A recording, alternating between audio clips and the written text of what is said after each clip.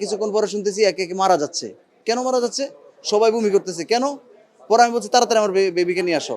ওরে নিয়ে আসে দেখি ওর মুখটাও নীল হয়ে গেছে। তখনও হার্টবিট ছিল আমার হাতের উপরে। আমি দৌড়াই, ওই পাশটা পুরা ভিজা ছিল। তখন জ্বর হয়। আমি আবার বেবিদেরকে কিন্তু লিফটে উঠা যায় না।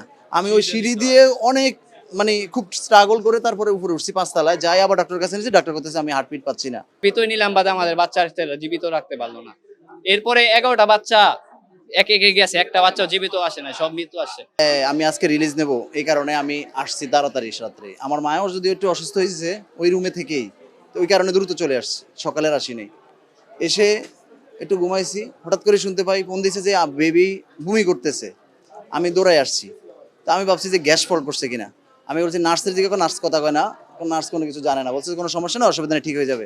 তারপরও আমার মনে সাই দেয় না, আমি চলে গেছি এনআইসিইউতে, যেখানে শিশুদের ওইখানে ডক্টর থাকেই। ওনার কাছে নিয়ে গেছে, উনি বলছে উনি ট্রিটমেন্ট করছে, ভালো ট্রিটমেন্ট করে উনি বলছে সুস্থ আছে, আপনি নিয়ে যান। আমি আবার এদিকে যে এত সমস্যা ওনারা কিন্তু বলে না। ওনার যদি বলতো আমি কিন্তু আর ওইখানে নিতাম না, আমি তাহলে আমার বিবি দরকার বাহিরেই রাখতাম। তারপরে ওনাকে দিয়ে দিয়েছি ওর মার কাছে। দেওয়ার পর কিছুক্ষণ পরে শুনতেছি একে একে মারা যাচ্ছে। কেন মারা যাচ্ছে? সবাই বমি করতেছে। কেন? পরে আমি বলছি তাড়াতাড়ি আমার বেবিকে নিয়ে আসো। ওরে নিয়ে আসে দেখি ওর মুখটাও নীল হয়ে গেছে। তখনও হার্টবিট ছিল আমার হাতের উপরে। আমি দৌড়াই, ওই পাশটা পুরা ভিজা ছিল। তখন জ্বর হয়। আমি আবার বেবিদেরকে কিন্তু লিফটে উঠা যায় না। আমি ওই সিঁড়ি দিয়ে অনেক খুব স্ট্রাগল করে তারপরে উপরে উঠছি ৫ তলায়। যাই আবার ডাক্তারের কাছে নিয়েছি। ডাক্তার বলতেছে আমি হার্টবিট পাচ্ছি না। ওনার কোনো হার্টবিট নাই। দেখেন, আপনি দেখেন, নিজের এক নাই, আপনার ওইখানেই মারা গেছে, আপনার এই ওয়ার্ডে।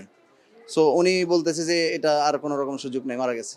একে একে এইভাবে একে একে প্রায় ১১ জন মারা গেছে। ওনারা বলতেছে ৬ জন, কিন্তু এটা সঠিক সংখ্যা এখনো জানতে পারিনি।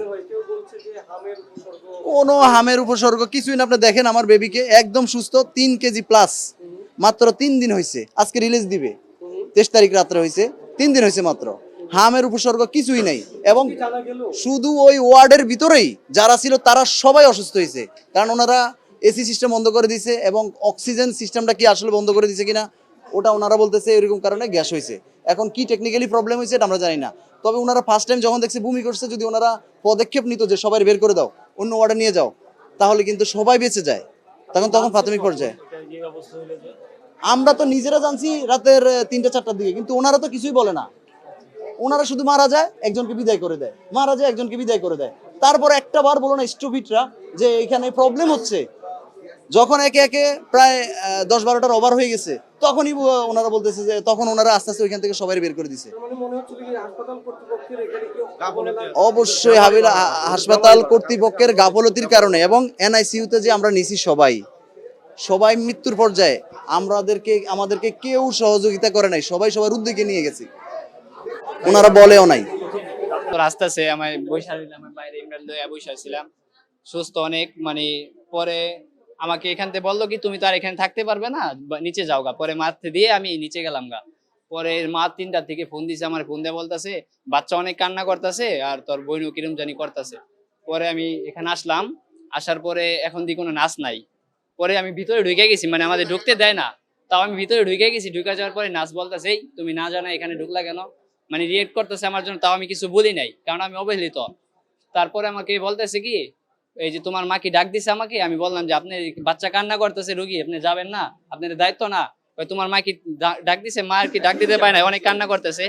পরে আমি বললাম বাদে হে গেছে, যাই আর কি বাচ্চার মা ট্রিটমেন্ট করছে। বাচ্চা যে কান্না করতেছে এরা কিছু বলে না আর কি। তারপরে 5টার দিকে আবার মা ফোন দিছে, ফিরে আমি আইসা পড়ছি। 5টার দিকে ফোন দিয়ে আমার বলতেছে কি বাচ্চা এতক্ষণ কান্না করলো, এখন বাচ্চাটা ঠান্ডা হয়েছে, ঘুমাসতেছে। পরে শুই না আমার ভালো লাগলো, এতক্ষণ ঘুমাসতেছে। পরে আমি নিচে একটু বসে রইলাম। তারপরে আধা ঘন্টা পরে আবার ফোন দিছে, মা কয় বাচ্চার অবস্থা ভালো না, আইসিইউতে নিতে হবে। পরে আমি সাথে সাথে আইসা দৌড়ায় 5 তলায় নিয়ে গেলাম। নেওয়ার পরে ভিতরে নিলাম, বাদে আমাদের বাচ্চা জীবিত রাখতে পারলো না। এরপরে 11টা বাচ্চা একে একে গেছে, একটা বাচ্চা জীবিত আসে না, সব মৃত্যু আসে।